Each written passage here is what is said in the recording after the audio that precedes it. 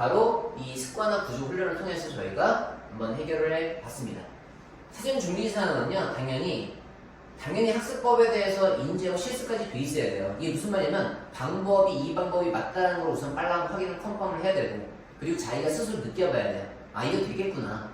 이걸 느낀 상태에서 습관을 들여야 되는 거지, 학생이 별 생각 없는 상태에서 습관 들이려고 한다고 그게 습관이 들여지는 게 아니거든요. 그래서 반드시 이 학습법과 이 실습과 관련돼서 첫 번째 우선은 실행이 돼야 됩니다. 그래서 학생의 이제 인지를 해야 돼요. 아, 이게 되겠구나. 그리고 두 번째, 지속 가능한 학습 장소를 선정을 해야 되는데, 이게 무슨 뜻이냐면 집에서 시키시면 곤란합니다. 집에서 공부를 지속적으로 할 수 있는 사람은 없어요.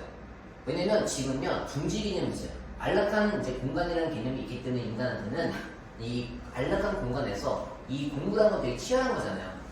전투적인 거를요, 집에서 할 수가 없어요. 집에서 열심히 할 수 있다는 무슨 뜻인지 아세요, 어머니? 안락한 공간이 바깥에 있다는 뜻인 겁니다. 그게 더 위험할 수도 있어요. 네. 그래서 집에서 공부를 열심히 한다. 이거 유용한 겁니다, 사실은요. 태어났을 때부터 완전 공간 분리가 돼가지고 교육이 된 케이스가 아닌 이상 이건 쉬운 게 아니에요. 그래서 무조건 스터디 카페 그런 거 저희는 추천해요, 실제로. 단지 아까 스터디 카페를 가더라도 아까 말씀드렸던 그 네 가지가 요소가 충분히 어떻게 보면 이제 달성된 상태에서 그런 데를 보내셔야 된다는 것 뿐인 겁니다. 그래서 학습 장소 선정하셔야 되고, 해결이 안 된 포인트를 인지해야 되고, 구체적이어야 돼요. 어떤 문제점을 이제 해결을 해야 돼, 하나씩. 그냥 단순하게 공부를 열심히 해서 우리가 1등급 받아야지가 아니라 이 공부 과정 속에서의 내가 해결 못하는 그런 부분도 있잖아요. 한마디로 이제 넘고 싶은 건데 이 부분을 넘지 못하는 거죠. 그런 부분들을 정확하게 집어내야 돼요. 그래서 구체화시켜서 이제 저희가 인지한 상태에서 시작을 해야 된다는 거죠. 그 상태에서 이제 습관화 구조 훈련이 들어가야 됩니다. 한마디로 습관을 만들 수 있도록 그 구조를 만들어주는 훈련인 거라고 생각하시면 돼요. 그래서 학생 개별로 가지고 있는 학습 문제점 구체적으로 정의를 빨리 내려놓고, 정확하게 내려놓고, 그거를 저희 같은 경우는 전부 다 솔루션이 있어요. 왜냐면 학습법을 가지고 있다 보니까 솔루션을 이제 생성을 해놓고 그걸 바탕으로 해서 반복 훈련을 시키셔야 됩니다. 근데 이게 핵심이니까 이거는 외부 힘이 여기서 들어가야 된다는 거예요. 그러니까 이 두 가지는 혼자도 할 수도 있을 수도 있지만 구체적이지 못하면 안 되다 보니까 이게 정의가 제대로 안 그려지면 이게 뒤에 다 무너지거든요. 그래서 여기서부터는 솔직히 말씀드리면 다 전문가의 힘을 빌리시는 게 더 좋아요. 그래서 구체적으로 정의하고 솔루션 구조 생성한 다음에 그 다음에 이제 맞춰서 계속 반복하는 거. 뭐 하루에 몇 시간, 예를 들어서 어떤 방식으로 해서 몇 개의 과제를 반복해야 된다. 이런 것까지 다 있어야 돼요. 그래서 훈련을 하고, 핵심은 이제 이걸 시켜보면 학생들이 느낌적으로 괜찮아요, 뭐 되는 것 같아요로 얘기를 하거든요. 이제 물론 그런 느낌도 되게 중요합니다. 학생이 된다는 느낌도 가지고 있는 상태에서 진행이 돼야 되겠죠. 하지만 분명한 건 시험 결과값 기준으로 해서 판단을 꼭 해주셔야 돼요. 해봤더니 괜찮더라, 통하더라, 이게 아니라 실제 시험에서 나오게 될 때까지 반복해야 돼요. 이게 핵심인 겁니다. 그래서 이 과정을 통해 가지고 지금까지 못 넘었던 문제점에 대해서 이제 귀찮아서 못했던 거, 힘드니까 못한 거잖아요, 그렇죠? 그러니까 그거를 외부 힘이 빌려가지고 이렇게 저희가 진행하게 해주셔야 된다는 거죠. 그렇게 해서 예를 들면 이런 거야. 뭐 이거 세 개 중에서 하나만 말씀을 드릴게요. 예를 들면 뭐 인강학습 제대로 못해가지고 끝까지 못 듣는 학생들 있죠. 이게 정상이에요, 정상. 저희는 이렇게 판단해요. 인강을 혼자서 그냥 아무 맥락 없이 듣는데 끝까지 들을 수 있다. 10,000명 중에서 10명도 못 들어요. 저희 기준에서는. 그러니까 인강을 듣는 거에 있어서도 구조를 짜내야 돼요. 그 구조를 짜내야 끝까지 들을 수 있습니다. 저희는 이제 내부적으로 인강 세트라고 표현을 하거든요. 인강을 듣기 전에 무엇을 해야 되고, 인강 들은 다음에 무엇을 해야 되는지 다 있어야 돼요. 그런 구조에 맞춰서 딱딱딱 진행이 되지 않으면 사실 자기주도 관리, 이거 사실 어머니 자기주도 학습은 사기인 거 아시죠? 네. 저희가 자기주도 학습을 교육하는 곳인데 자기주도 학습은요 사기라고 표현해요. 그 표현 방법은. 왜냐면요 결국엔 자기주도 학습, 자기주도성을 키워주는 이제 결과가 자기주도 학습이 될 수 있게 되는 거예요. 그러니까 타가주도 학습이고 원래 결국에는 저는 이제 학생들이 이렇게 배우거든요. 전교권 학생한테도 꼭 말을 하는 게 이제 경험하잖아요. 자기가 이제 열심히 해가지고 어떻게 공부하는지 다 알겠고 퍼포먼스를 냈잖아요. 그러면 제가 항상 하는 얘기가 대학교 전까지 자기주도 학습을 할 수 있도록 만들어주는 곳이라고 항상 얘기를 해줘요. 결국에는 처음부터 자기주도 학습을 할 수 있는 사람은 극단적으로 적어요. 극단적으로.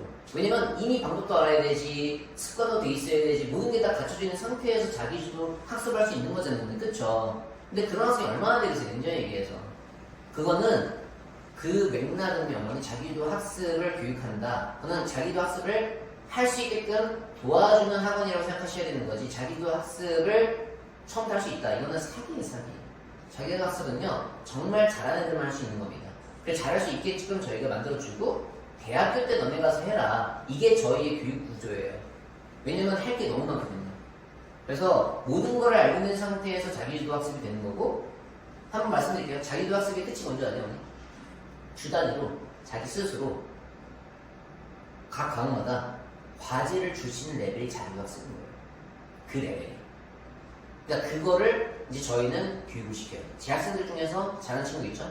주 단위로 자기가 과제를 생성해요. 마지막까지. 그럼 일주일 동안 자기가 어떻게 과제를 설정했고, 그리고 나서 이렇게 공부를 해왔고, 어떤 퍼포먼스가 났고, 이런 거를 저한테 브리핑을 합니다. 의대 갔던 애들은 전부 다 그랬어요. 일주일, 물론 이제 맥락은 저희가 제가 이제 잡아주는 거죠. 그런 얘기를 했으면, 야, 이게 더 낫다 하면서 이제 잡아주는 거예요. 마지막 옷은 그거여야 돼요. 그러면 자기가 알아서 공부를 하는 거예요, 대학 가서도. 그러니까 이게 자기주도 학습의 핵심인 건데, 이거를 설명해준 사람이 아무도 없어요. 자기주도 학습은 영원히 다 이제 저학년일수록 사기 구조다 생각하시면 되고, 타가주도 학습이라고 생각하시면 되고, 궁극적으로 자기주도 학습을 만들어주는 거가 이 시스템에 있느냐 없느냐를 보셔야 된다는 거예요. 그 시스템에서. 아시겠죠? 그래서 지금 이제 이렇게 저희가 인강조차도요, 들어야 될 방법을 알아야지만 끝까지 들을 수 있다는 거예요. 어떻게 학생이 자기 스스로가 이런 어떻게 완벽한 방법을 처음부터 알고 시작하겠냐 이거예요. 그럼 엄청난 시간 소모를 해야 되거든요. 다양한 경험을 해야지 저희가 알려주는 그 방법을 나중에 알게 되는 뿐인 거예요. 근데 처음부터 알아야죠. 그래야지 시간 안 되죠. 그래서 이제 이런 것들이 필요합니다. 그리고 뭐 틀린 문제에 대해서 재풀이 하지 않는 건 재풀이 구조를 알아야 돼요. 아까 말씀드린 것처럼 우선은 왜 우리가 재풀이를 하는지에 대해서 교육을 해야 된다는 거예요. 재풀이의 본질적 이유가 시험을 위한 건데, 이런 구조를 모르는 상태에서 그냥 교육만 한다고 생각해보세요. 애들이 그냥 야 여러 번 풀어야지 아무 맥락 없이 들릴 거잖아요. 그렇죠? 그러니까 설득을 해야 돼요. 왜 필요한지에 대해서 진지하게 이야기를 해야 됩니다. 그런 것들에 대해서 논의가 꼭 필요하다고 생각하시면 됩니다. 그래서 이런 것들에 대해서 우선 정의를 내리고 시작을 한다는 거죠. 그래서 문제점을 인지를 시키고 이제 이렇게 하는데, 사실 저희가 내부 명칭은 이거예요. 문제 해결력 강화 훈련 프로그램이 있어요. 저희가 그러니까 귀차니즘을 해결하려면요, 문제 해결력 강화 훈련을 해야 돼요. 근데 이건 저희의 나름 노하우이기 때문에 다 오픈을 못 해드려요, 솔직히. 근데 이제 맥락이 이렇다는 거죠. 아까 앞에서 말씀드린 건 똑같아요. 문제점 인지를 시키고 저희는 사고과정을 다 드러내야 봅니다.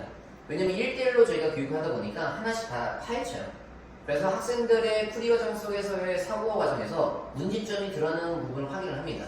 그리고 이제 거기에 맞는 사고 과정 훈련을 시키는 거죠. 그래야만 해요. 그러니까 교정 프로그램. 교정을 한 다음에 그 다음에 습관을 들이게 하는 그런 프로그램을 생각하시면 됩니다.